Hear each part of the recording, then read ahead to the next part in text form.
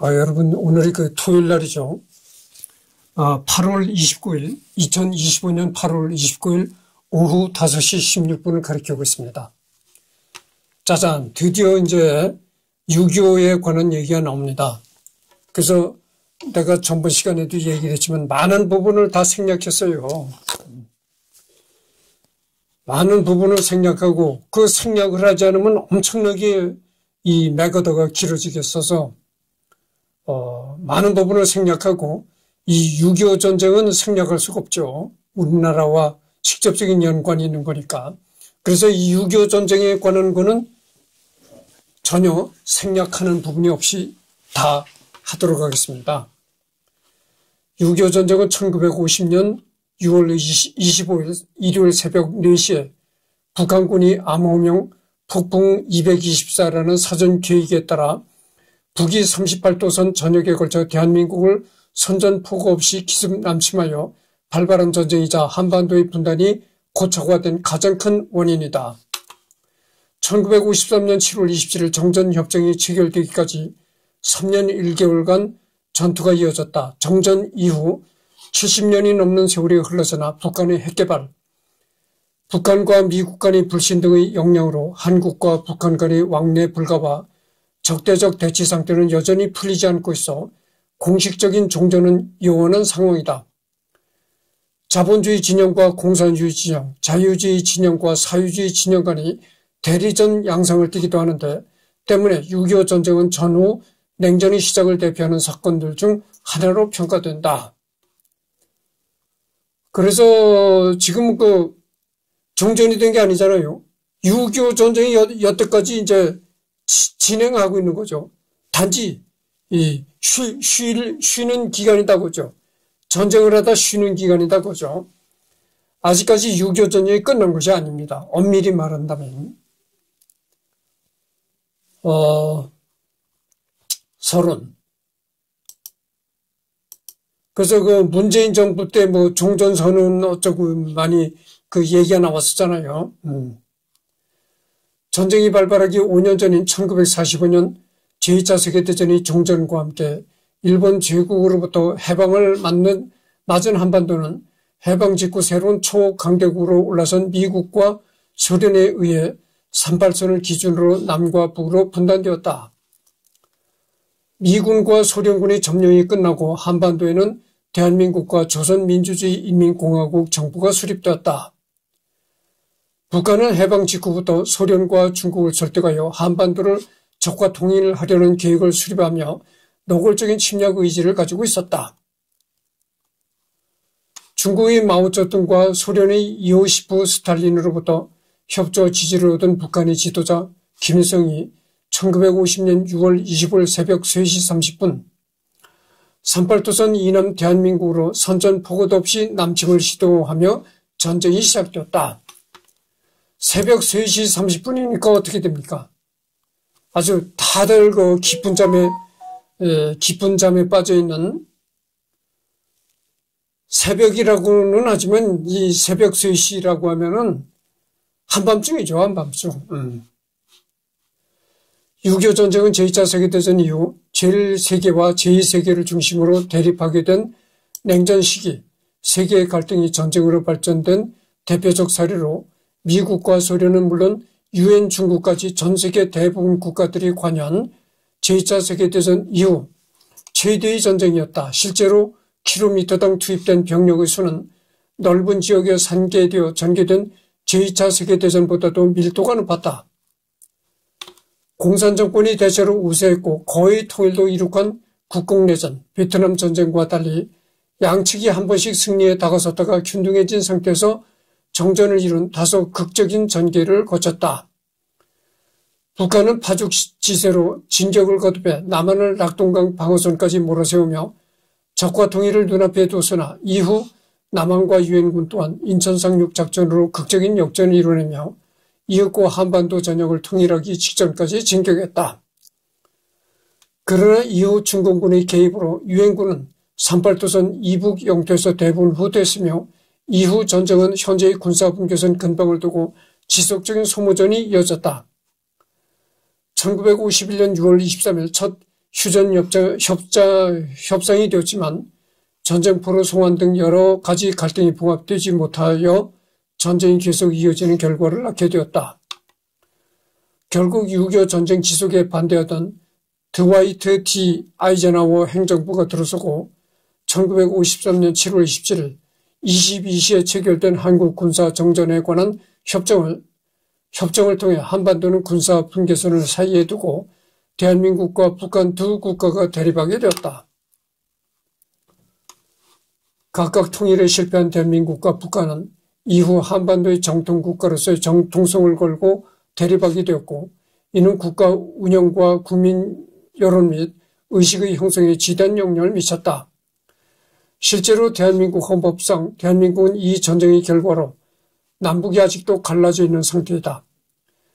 일제강점기에 이어 연속된 한국의 암흑기를 연 사건인 이 전쟁은 오늘날까지 한국에 지대한 영향을 끼치고 있으며, 전쟁으로 굳어진 각 체제와 상호간 대치 상태는 정전 70년이 지난 현재까지도 유지되고 있다. 6.25 전쟁의 평화협정은 아직 체결되지 않았으며 남과 북의 군사 적대적 대치 상태는 여전하기에, 따라서 명목상으로는 아직 끝나지 않은 전쟁이지만 현재 남북 양측의 국민들에게는 전쟁 중이라는 인식은 드물다. 법적으로 볼 때 대법원의 판례는 지금이 전시인지 평시인지 명확하게 입장을 내린 적이 없으며 사안에 따라서 다르게 해석하고 있다. 국회 또한 그런데 전쟁 수행을 목적으로 한 법률과 남북 관계 협력을 목적으로 한 법률이 동시에 존재하고 있다. 원인과 배경. 대한민국에 대한 이런 공격은 공산주의가 독립국가를 정복하기 위해 체제 전복이라는 수단을 넘어 이제는 무장 침략과 전쟁을 사용할 것을 의심할 여지가 없이 명백하게 보여주고 있습니다. 또한 이들은 국제평화와 안보를 지키기 위한 유엔 안전보장이사회의 결의를 또한 무시하였습니다. 저는 유엔에 소속된 모든 국가들이 유엔 헌장을 무시한 채 한국에 대한 침략의 결과에 대해서 신중하게 고려할 것이라고 봅니다. 국제관계에서 힘에 의한 통치의 복귀는 많은 분야에 영향을 미칠 것입니다. 미국은 계속해서 법치를 지킬 것입니다. 이제 해리 트루먼이라는 그 미국 대통령이 1950년 6월 27일 연설문에서 이렇게 밝혔던 거죠. 6.25 전쟁은 중소 양국의 흉도와 사주 밑에 북계의 기습 침략으로 발발된 민족 공통의 참화이며 순환이었다. 한국 전쟁사 북계의 남침과 서전기 국방부 1977년 17페이지. 이 전쟁은 북한의 남침에 의한 남북한 간의 민족전쟁의 성격과 소련의 세계 공산화 전력의 성격을 가진 전쟁이었으며, 비록 전쟁이 한반도에 국한되었지만 남침 이후 20개국의 전투부대가 참전함으로써 양대 진영 간의 국제전적인 성격을 띤 전쟁이었습니다. 6.25 전쟁사.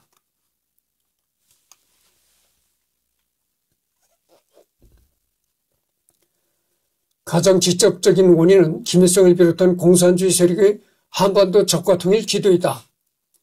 1948년 8월과 9월 남북 각자의 정부가 들어서고 38선에서 쌍방의 작은 교전이 여러 번 있었다. 그 와중 북한은 아주 본격적인 전쟁 준비에 몰입하였다.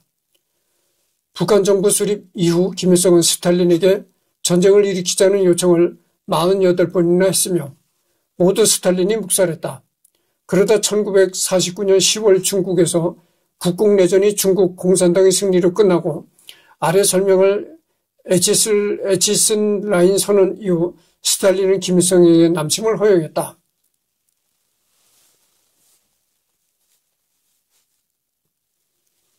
최근 연구 결과에 따르면 에치슨 라인은 스탈린의 남침 허락에 큰 영향을 끼치지 못했다고도 한다. 미국은 유엔에서 1948년 3월 31일 이게 에치슨 라인, 에치슨이라는 사람은 미국의 국무장관을 했던 사람인데, 이 6.25가 일어나기 전에 에치슨이라는 사람이 무슨 말을 했었냐면은 이 에치슨 라인을 선포한 것이죠. 그러니까 한국은 미국이 방어하는 그런 선에서 제외된 나라다. 뭐 이런 얘기를 했어요. 그 후로 이제 6.25가 일어났는데, 그래서 미국의 지금 딱 막혔는데, 이거 여기 신경 쓰다가 딱 막혔는데,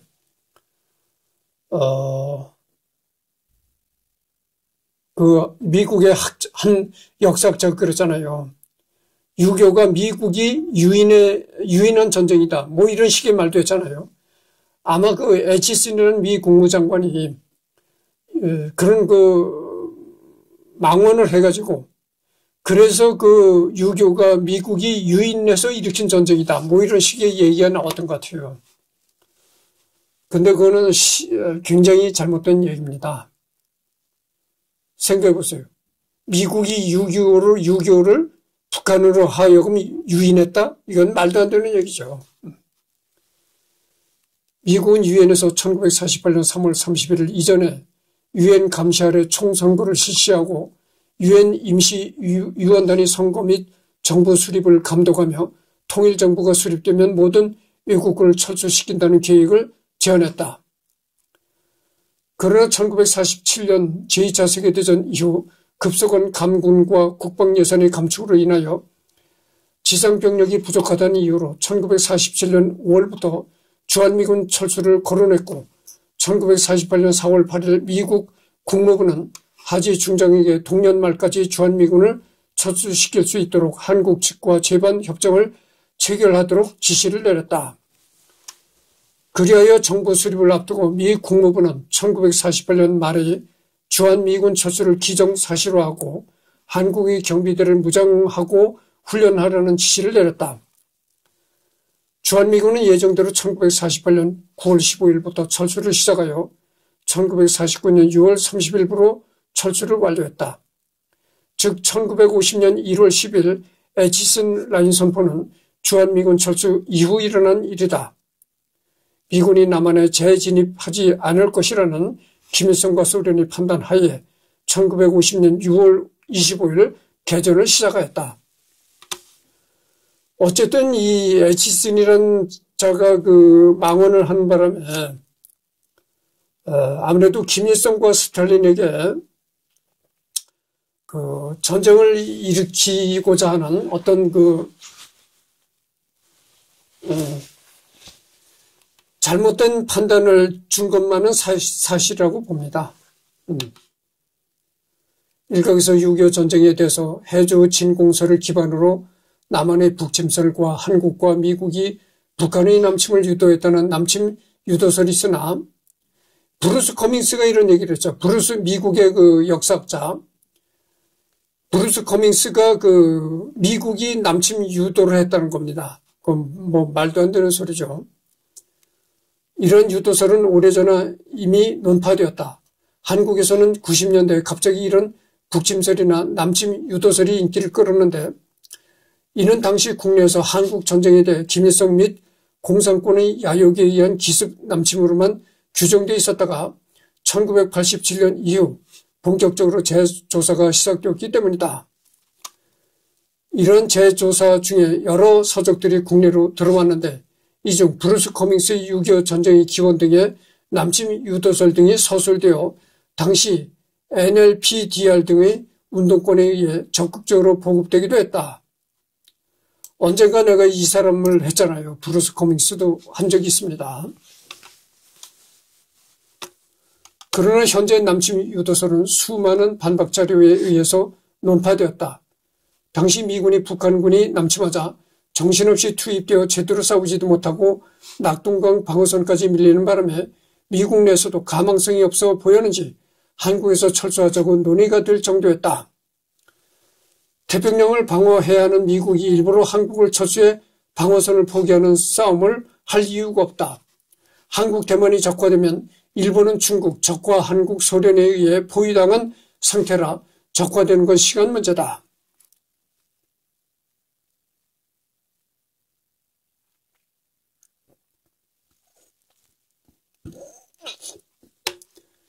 미국이 일부러 한국을 철수해서 방어선을 포기하는 싸움을 할 이유가 없다.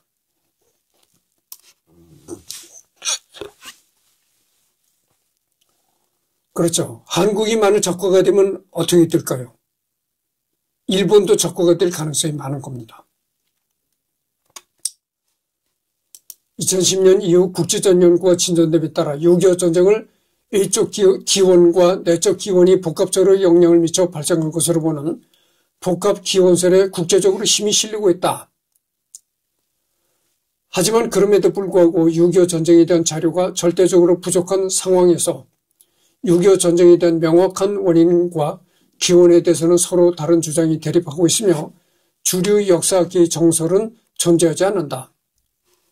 소련은 공군력과 군사 고문단을 제외하고 직접적으로 군사력을 투입하지는 않았지만 만주의 북한 비행학교에서 소련 전문가들이 조종사 양성에 참여했었으며 북한의 기초적인 군사 교육을 담당했다. 6.25 전쟁사 심지어 제64 항공군단 예하 파일럿들을 위성국 파일럿들로 위장시켜 투입까지 하였다. 이 파일럿들의 통신이 감청되기도 했지만 소련이 개입하게 되었다는 사실을 인정하게 될 경우 제3차 세계대전을 확산할 것을 우려한 미군과 유엔군에서는 이를 일부러 모른 척했다. 6.25 전쟁이 무조건 한반도 내의 국지전으로 이루어져야만 한다는 생각을 가진 당시 미국 대통령 트루먼 입장에서는 자꾸 전쟁을 키우려고 하는 메가더가 굉장히 위험한 인물로 인식되었다. 당시 메가더는 중국에 원자폭탄을 투하하고 장제스와 함께 중국 해안에 상륙하자는 작전을 구성했다고 한다. 그래서 그 메가더는 여차하면 이제 한국전에 개입하려고 만주 지방에 엄청난 중공군이 이제 대기하고 있었죠. 그 엄청난 그 중국군이 대기하고 있던 만주에다가 핵을 투하하고 그 다음에 그 해상 봉쇄를 해서 중국을 완전히 봉쇄시킨다는 거죠. 중국을 완전히 봉쇄시키고 대만에 쫓겨나가 있는 그 장개석이가 중국 본토로 진입할 수 있게끔 미국이 이제 그런 공작을 펼친다 이런 얘기죠. 근데 그때 당시 트루먼이가 미국 대통령이었었는데 트루먼은 어찌됐든 그 확전을 반대하는 입장이기 때문에 이 메가더를 굉장히 위험한 그런 사람으로 생각했던 겁니다. 결국 트루먼에 의해 해임된 메가더는 일단 전쟁 영웅으로 미국에 귀국하지만 이후 미 의회 상원의원회 청문 과정에서 그 진실이 드러나 명예가 실추됐다. 한편 6.25 전쟁이 제3차 세계대전으로 확전되면 안 된다고 봤던 사람은 트루먼뿐만이 아니었다. 세간에 공개된 스탈린의 서필에 의하면 스탈린 역시 6.25 전쟁이 제3차 세계대전으로 확전될까 봐 노심초사했다. 당시 제2차 세계대전이 종전한 지 5년도 채 되지 않았기 때문이다. 양측 모두 확전의 두려움에 자기들 나름대로 어느 정도의 전쟁 억제력을 확보해 전쟁이 커지는 것을 막은 것이다. 그 다음에 전개.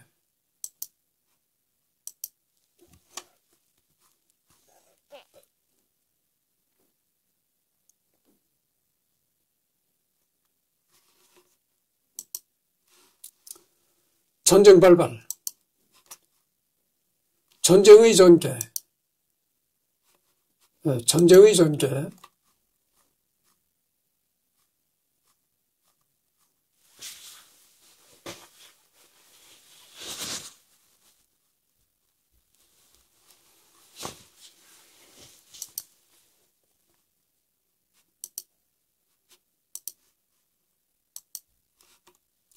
미군의 참전과 역할. 제2차 세계대전 이후 미국 군사력 감축 배경. 미군은 제2차 세계대전 종전 당시 해외 주둔군 750만 명을 포함하여 1200만여 명의 병력을 보유하고 있었다. 242개의 항공단과 100척의 항공모함을 보유한 것이 대표적인 사례다.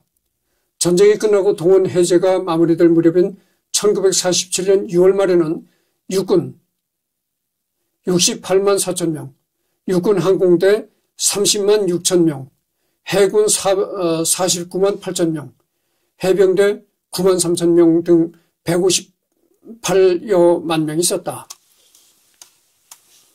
원래 미군은 2차 대전의 승리 이후 초강대국으로 변모한 자국의 실정에 맞게 일정 수준의 군대를 보유하려 했다. 전쟁이 끝났는데 오히려 군사력을 늘려 아무리 미국이라지만 미친 거 아니야? 라고 생각할 수 있지만 잠시 전쟁이 멈춘 것일 뿐 강대국인 소련과 미국만 남은 상태에서 이 정도는 해야지 소련을 견제할 수 있었으며 잠깐만 뒤쳐져도 그대로 강대국 자리에서 물러나야 하기에 이 정도는 해야 했다. 물론 이 정도는 약한 거고 나중에는 박격포가 핵을 쏘게 하거나 날아가는 힘을 다시 에너지로 삼아 반영구적으로 날아가는 미사일을 만드는 등 둘 다 미친 짓을 많이 했으며 그나마 중간에 군사력이 아니라 과학적으로 눈을 돌려 경쟁을 해서 다행이었다. 날아가는 힘을 에너지로 다시 바꿔서 영구히 날아간다는 거죠. 이게 참 기가 막힌 건데 미사일은 이렇게 날아가잖아요. 미사일이 날아가면 그 날아가는 에너지를 운동 에너지를 다시 그러니까 날아가는 그 운동 힘을 다시 에너지로 바꾼다는 겁니다. 그래가지고 그 미사일이 영원히 날아가는 거. 참 재밌습니다만은. 그러나 미국의 전통인 전쟁이 끝나면 군대를 해산에 가깝게 줄인다가 작용했고 민간 측면에서도 군측의 호의적인 미국 의회를 비롯해서 일반 국민들도 병사들을 집으로 보내라는 사회 각계의 계층의 강압적인 요구를 터뜨렸다. 이미 이런 상황은 남북전쟁 후나 1차 대전이 끝난 후에도 작용해서 미군이 엄청난 군축을 한 사례가 존재한다. 이 군대라는 것은 말이죠. 만약의 경우를 생각해서 존재하는 겁니다. 그러니까 전쟁이 일어났을 때 그때를 대비해서 이제 존재하는 게 군대거든요. 그 뭐 군대가 하는 일이 뭡니까? 그저 무기 사용하고 총 쏘고 이런 거 훈련하는 집단이거든요. 그러니까 전쟁이 일어나면 써먹을 때가 있는데 전쟁이 나지 않는 평화시대는 정말 엄청난 국가 예산만 소비하는 그런 집단이 되는 거죠. 그러니까 평화시대에는 군대를 자꾸 줄이려고 하는 겁니다. 그래서 유럽도 그렇잖아요. 유럽도, 그 안보가 다 무너진 상태잖아요. 지금 그 러우 전쟁으로 인해가지고 경각심이 들어가지고, 이제는 너도 나도 이제 탱크도 사들이고 이제, 국방력을 강화하는데, 러우 전쟁이 일어나기 전에는 만약 그 평화적인 그런, 무드에 취해 있었다 거죠. 그래가지고 국방을 소홀히 해가지고 유럽의 여러 나라들의 국방이 기반이 무너졌다 이렇게 볼 수가 있는 거죠. 먼저 국방비를 포함한 예산이 크게 줄기 시작했는데 1945년 기준 829억 달러, GDP 대비 36.6%를 차지할 정도로 대규모인 예산이 1948년만 돼도 91억 달러로 떨어졌고 미국 의회는 나토에 대한 군사원조 계획을 기존의 50%로 삭감하려며 압박 중이었다. 이런 추세는 6.25 전쟁 발발 직전인 1950년 6월까지 이어졌다.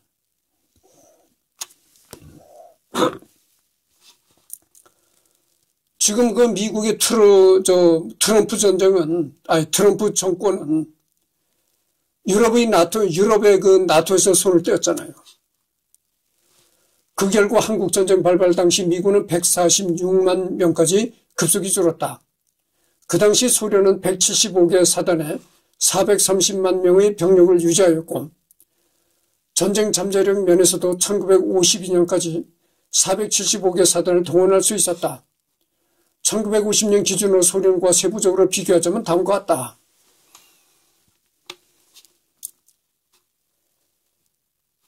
병력이 미군은 146만 명인데 비해서 소련군은 430만 명.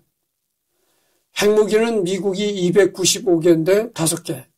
항공모함은 15척인데 소련은 없고 전략폭격기 합격기가 114기인데 없고, 뭐 이런 걸로 보면은 그때 당시 그 병력은 미군이 그 소련군보다 못했지만 핵무기도 상당히 많았고, 뭐 잠수함, 그다음에 뭐 여러 가지 무기들이 이 소련보다 월등히 앞섰다고 봐야죠. 전략폭격기 중에서 미국의 B-36 전략폭격기는 핵무기 투발 수단이다. 위 표를 보면 소련군 병력이 미군보다 3배 이상 더 많아 보이지만 2차 세계대전 독소 전쟁으로 엄청난 인적 물적 손실을 입은 지 얼마 안 된 상황이고, 이로 인해 소련 인민들은 큰 후유증을 앓는 터라 제 아무리 일당 독재 국가인 소련이라도 국가적인 차원에서의 강압적인 병력 동원이나 전시체제 유지가 쉬운 상황은 아니었다. 한국전쟁 직후인 6월 30일 기준으로 미군 병력은 다음과 같다. 육군은 83만 7천 명, 실병력은 59만 3,167명 이렇게 나오네요. 전체 병력은 200만 5,882명이다 이렇게 나왔네요. 육군은 10개 사단으로 구성된 59만 명 중 36만 명은 본토에 있었고 나머지 23만 명은 해외에서 점령군 임무를 수행하고 있었다. 이는 기본적으로 군축이 결정된 상황에서 비용이 많이 드는 병력을 감축하여 운영하기 위해 핵무장 공군에 의존하는 전쟁 기획과 전략을 수립하였기 때문이다. 해외 주둔 병력을 보자면 독일의 8만 명, 오스트리아의 9,500명, 베네치아 옆이자 이탈리아와 슬로베니아 국경에 접한 도시로 중부 유럽을 배후에 둔 중년 항구 도시인 트리에스테의 4,800명, 태평양 지역에 7,000명, 카리브 지역에 12,200명이 있다. 일본에 가장 많은 병력이 있었는데 10만 8,500명이었다. 일본에 상당히 많은 병력이 주둔하고 있었네요. 10만 명이 넘는 병력이 일본에 주둔하고 있었다는 거죠. 엄청납니다.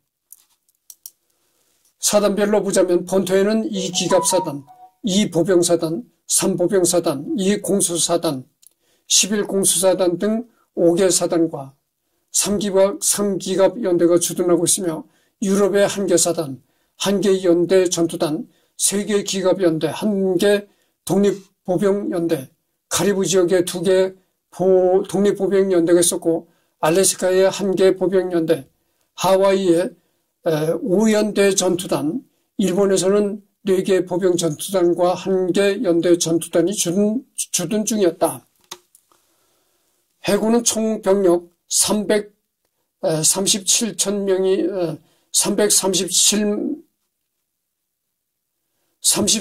7천 명의 함정 670척과 항공기 4,300대 보유, 공군은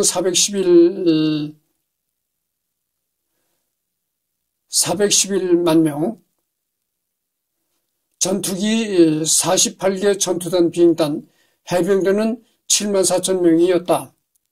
전체적으로 볼 때 공군이 핵무장에 힘입어 가장 군축 효과를 덜 받고 해군은 제독들의 반란이 터지는 등 불협 포함이 장렬하였으나 어느 정도의 전력을 유지했다. 하지만 잘 훈련된 병력이 추축이 되는 육군과 해병대의 군축 타격 효과가 심각하게 장렬하였다. 병력의 기본적인 질이 떨어진 것도 큰 문제였다. 2차 대전에서 활약한 유능한 인원들은 대부분 퇴역해서 민간으로 돌아가 버렸고 극소수의 고위급 장교들을 제외한 나머지는 전쟁 기간 중에 후방에서 서류 작업이나 하면서 전투에는 부적합한 인원 플러스 군대의 호구지책이라 하였고 호구지책이라 하려고 온 잉여가 많았으며 병사들은 전쟁 경험이 전혀 없는 신규 인원들로 구성되었다.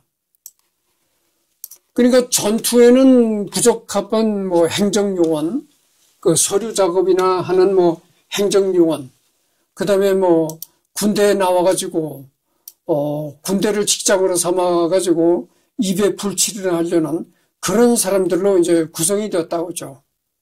그러니까 뭐 군대가 약해질 수밖에 없는 거죠. 잠깐만요.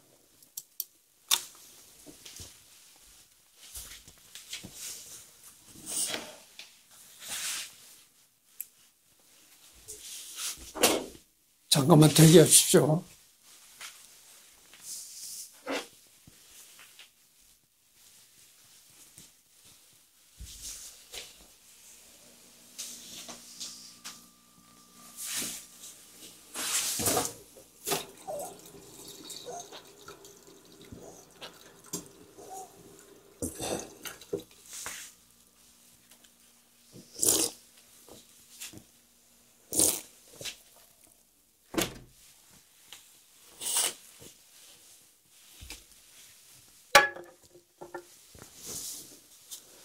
미국 극동 지역의 군사력 규모.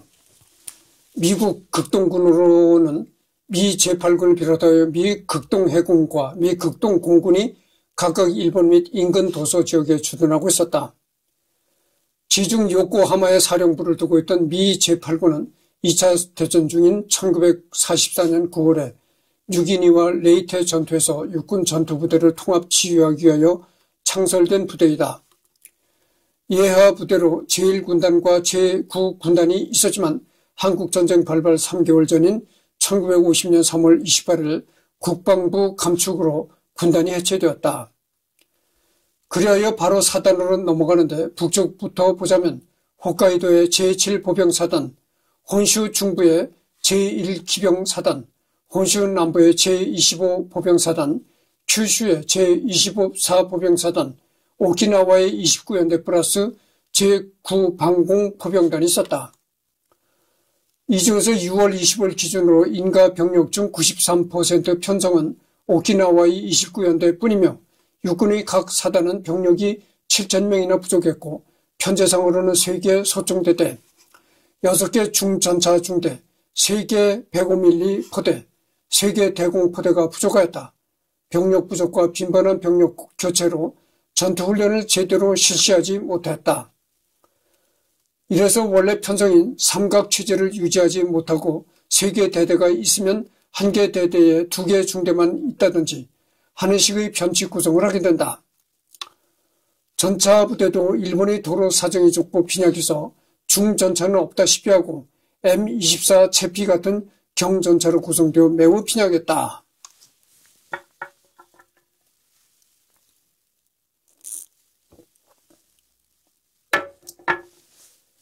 극동공군 전력은 18개 전투 및 전투 폭격 비행단, B-26 경폭격기로 편성된 1개 경폭격기 비행단, B-29 중 폭격기로 편성된 1개 중폭격기 비행단, 그리고 몇 개의 병력 수송부대로 편성되었다.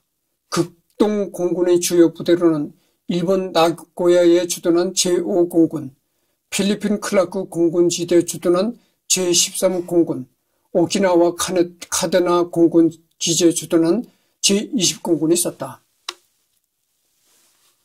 지금 33번을 경고했네요. 극동해군은 해군 중장 시 터너 조이 제독이 지휘하고 있었다. 미 극동해군에는 상륙부대의 핵심인 제90기동부대와 소수의 전투함정을 보유하고 있는 제96기동함대가 있었다. 이들 극동해군의 전력으로는 한 척의 경순함, 경순양함, 4척의 구축함, 6척의 어뢰정, 보조함 및 상륙용 주정을 보유하고 있었다. 이와는 별도로 필리핀 해역의 해군 중장 아더 스트로볼 제독이 지휘하는 미 제7함대가 있었다.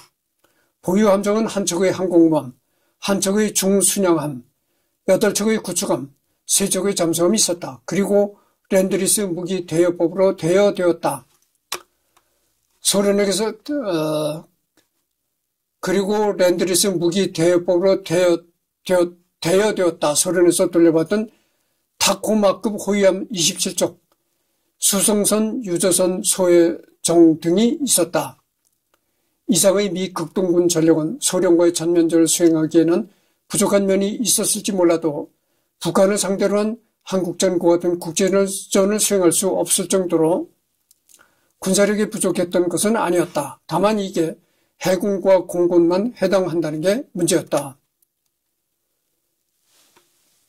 35분 경고했습니다.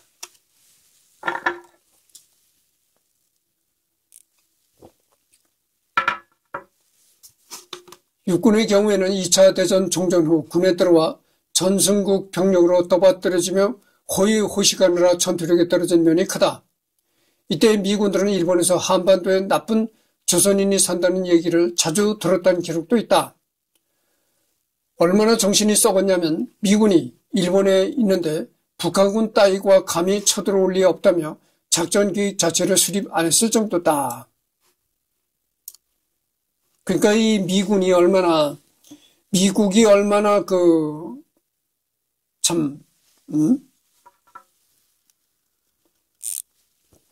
방심했는가를 알 수가 있는 겁니다. 이제 유교가 터졌다는 그런 소식을 듣고 메가더가 제일 먼저 이제 일본에 있던 그 병력을 보냈잖아요.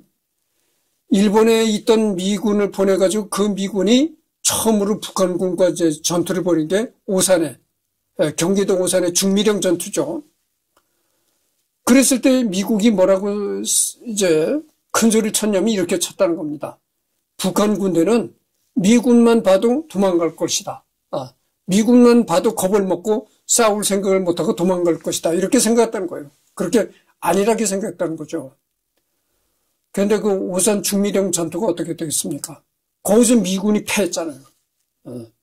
그러니까 6.25 전쟁이 발발하고 처음으로 미군과 북한군이 맞닥뜨려서 했던 전투가 이제 오산의 중미령 전투거든요. 근데 그 전투에서 미군이 이제 처참하게 깨져버렸다 이런 얘기죠. 그 다음서부터 이제 미국이 정신이 번쩍 들은 거죠. 야, 이거 봐라.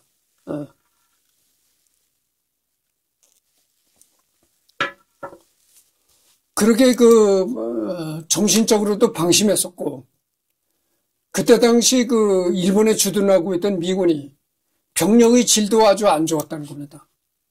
병력의 질도 아주 안 좋아서 그나마 쓸만한 병력은 미국 본토나 유럽에 배치되었으며 훈련 상태도 불량해서 중대 훈련을 마치고 대대 훈련 검열 단계에 들어간 상태에서 전쟁이 터졌으며 쓸만한 장기와 실전 경험이 있는 자가 아주 부족하였다.